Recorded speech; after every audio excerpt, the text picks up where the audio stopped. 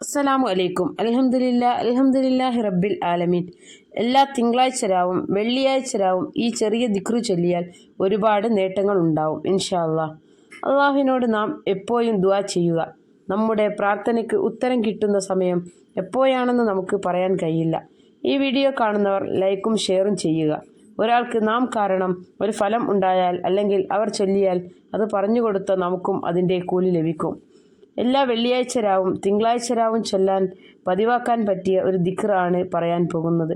അശുദ്ധി സമയത്തും എല്ലാ സമയത്തും ചൊല്ലാൻ പറ്റിയ ദിക്റാണിത്. ദിക്ർ ഏതാണെന്ന് പറഞ്ഞു തരാം. യാ മുയിസു യാ അല്ലാഹ്. അന്തസ് നൽകുന്നവൻ, പ്രതാപമേകുന്നവൻ എന്നാണ് ഈ ഇസ്മിൻ്റെ അർത്ഥം. മുഅ്മിനീങ്ങൾക്ക് അത്യുത്തമമായ ദിക്റാണിത്. ഇത് പതിവാക്കിയാൽ സകല പ്രതാപികളും വഴിപ്പെടും. അപ്രശസ്തൻ പ്രശസ്തനാവും, നിന്ദ്യൻ പ്രതാപിയാകും, നഫ്സ് ശുദ്ധീകരിക്കപ്പെടും, മനക്കരുത്ത് വർദ്ധിക്കും, അപകർഷതാബോധം മാറും. എല്ലാ വെള്ളിയാഴ്ച രാവും തിങ്കളാഴ്ച രാവും മഗ്‌രിബ് നിസ്കാര ശേഷം 140 തവണ ചൊല്ലുക. 140 തവണ ഇങ്ങനെ ചൊല്ലിയാൽ ആഗ്രഹം നിറവേറും, മറ്റുള്ളവരാൽ ആദരിക്കപ്പെടും, ആരെയും ഭയപ്പെടാത്ത അവസ്ഥ വന്നു ചേരും, മറ്റുള്ളവരെ ആശ്രയിക്കാതെ ജീവിക്കാൻ സാധിക്കും, അപകർഷതാബോധം മാറിക്കിട്ടും. അള്ളാഹുവിനോട് ദുആ ചെയ്യുക.